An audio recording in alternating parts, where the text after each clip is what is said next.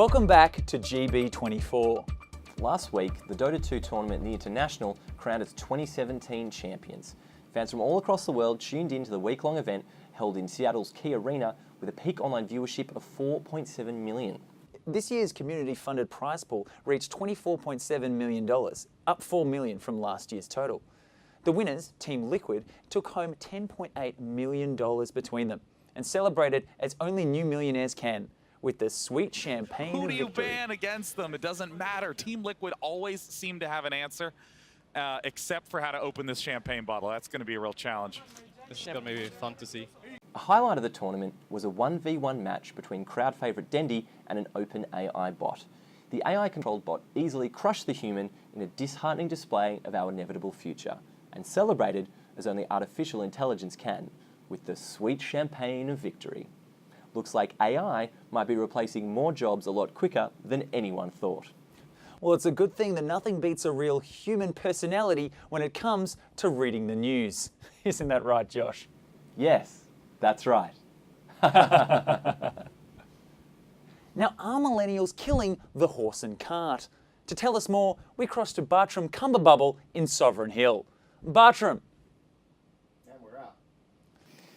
Now, the thing I find really annoying with the way eSports is portrayed in the media is they keep going on about like, oh, eSports, and this many millions of dollars, and it's eSports. I don't think that there's an understanding of, when you talk about eSports, it's like talking about sport, as opposed to... Yeah, it's not just... Yeah, it's a different game. So like Dota is a game, like tennis is a game, and you know League of Legends and CS:GO, like they're all different sports, as it were, different esports. So I think some are much more prevalent. Well, not prevalent, but some are much better. Well, they're much suited to like viewing. Like I think what they've done with Dota is it's perfect. You view it from a point of view of like over the top, and it's the same perspective you play the game in. I think that's really important. Yeah, and which is why, like, yeah, I know it's like CS:GO and stuff like that is really popular, and Call of Duty. But even then, like, it's the player's perspective, and it's hard to give that really good sort of view of the outside world and what is actually happening, because what's the enemy doing, what's this doing? And I think that's why Dota works so perfectly. Yeah, because with like CS:GO as an example, you've got the spectator camera, you can fly around and stuff, but then to appreciate the skill of the individual player, you want to see their view and what they're seeing as well. And then if you're doing that in a first-person game, you're jumping around from player to player, and it's really hard to get a perspective on what's playing out in the fights. But yeah, Dota, that's why I really like watching it. But the other thing is the commentary. I feel like I've watched some CS and stuff like that, and it's good, but I just feel the commentary takes Dota to like the next level in terms of being able to tell a story and what's actually happening, because you have time to actually do that. That's like, true. Like you look at CS:GO and stuff, you have your rounds, it's like bang, bang, bang, this is happening, oh, are they going to come back or whatever. Whereas Dota goes over 45 minutes, and it is this... Thereabouts. Yeah, well, thereabouts. Or 2 hours, if there was this TI, which is good. But you can look at that, and you have moments where it's a bit slower and a bit quieter, and they're having those casters there that are like, okay, this is what he's building, this is the spell, this is the build that he's doing, rah rah, and then when you get those moments that, oh my god, black hole! Like, but I think what they did really well good. with the casters this year is they had they paired them off really well. So you got the hype caster and then the analyst.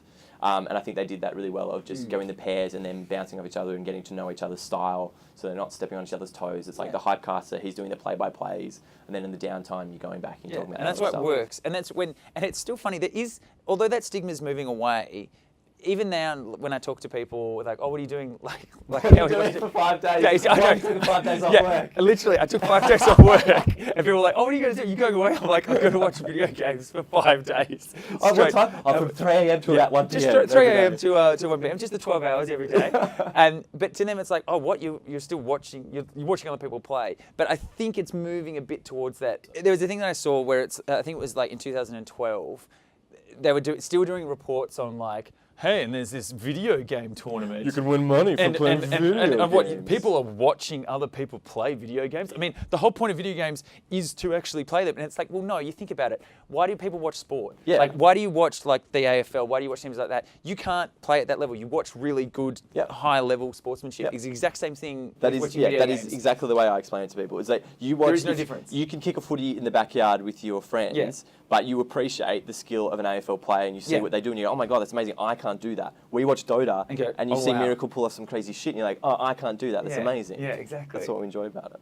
because I think what people fail to see with esports and sports, like not all sports make good spectator sports. Like, I'm about to give a bad example, darts, because it's fucking huge. People love watching. But I don't think. Yeah, people love darts. But like, 300, 300. But like archery, for instance, or something like that. Like it's just a thing hitting a thing. Like it's not enjoyable to watch. Like a full-on soccer game or a footy game or a cricket match. Like there's four elements to that are enjoyable to watch. Whereas not like all curling, video games. Curling. Like no one's watching curling. No one's watching curling. Again, I would like to watch some curling. But like, as a comparison point, where some sports are much bigger, have viewerships because it's more enjoyable to watch that sport. I think esports is the same. Like different games are much more enjoyable to watch. Yeah, correct. That's why that notion that I think the Dota sort of view and how it's put together and that. It is that perfect viewpoint of something that you can sit back and watch and appreciate. Compared to like, because I know that Overwatch is big, they've got their league stuff starting up, and like the franchises and all that kind of, and they're kind of adapting to a sports model instead of going, like that's the other tension that exists of esports like following a sporting model. No, more as a broader thing, like esports following a sporting model as opposed to, oh, maybe we need to do our own thing because we are different to traditional sport. Yeah. Like with fucking Team Liquid opening the champagne bottles, failing to open the champagne bottles, which is one of the funniest things. We were all watching it, and it was just the funniest thing we've ever seen. And you got Miracle in the corner hiding behind ages. This 20-year-old Jordanian who's probably never touched alcohol in his life. Ridiculous. And that was the TV producers who go, oh, traditional sports, oh, they open champagne. Yeah. Open a champagne. These guys like, that's them trying. You look at the production company and it's like, okay, we need to take this to a professional level. Yeah. So it's like, okay, what happens? Oh, they get the verve. They like sort of not realizing that these people are interesting, different people that aren't professional sportsmen. And I think, you know what, the next thing in esports is going to have to be like media training. Yeah, exactly. Like get a media coach in. All the captains should be trained, like in AFL and everything like that. It's like you've got to be able to talk the talk and just do like a good interview. Just hold a conversation. Yeah. Be like, oh yeah, this is. I think the esports players need to start giving 110%. Yeah, exactly. It's got to be. Okay, we took the game 4 quarters at a time. Yeah, there was no weak chains. Exactly. We had a bad early game, but exactly. The guys really dug deep later on. We dug deep. But yeah, some of the interviews are just terrible, and it's this tension that exists between do we want to be more like sport or do we want to be our own thing? And I think the more professional it becomes, which I'm happy with because I like the high production values. I like all that kind of stuff. But yeah, the idea of legitimizing it and stuff, and like I feel it's already there. Like we've got a $24 million tournament, I know, and that's just from the community putting that money in. Yeah, I think it's in a really good spot. But I think the cool thing with Dota as well is that the concept of the meta and how when they change it, awesome. all the teams sort of get together and go like, okay, who's good? But then even how that evolves, it's like, well, this person now is really good.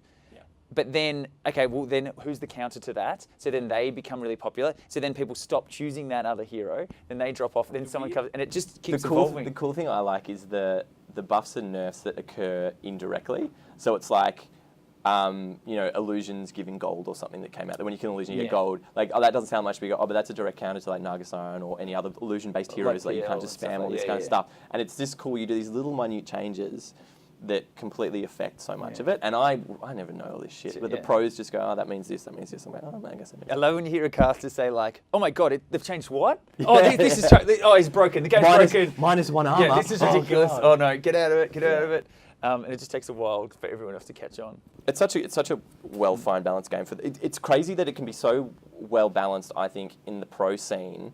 But in pubs, it doesn't matter. Like, you don't need to play meta heroes in the pubs. It's completely fine. Ridiculous. But for the pros, that's where the game is balanced, and I think it's working really fucking well. The roster they've got at the moment, it's so in-depth and so developed. 5, it's just, 4, it's crazy. It's a great game, Dota. 2, queuing.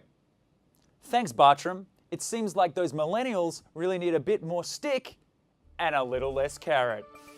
Keep watching GB24. We'll be right back.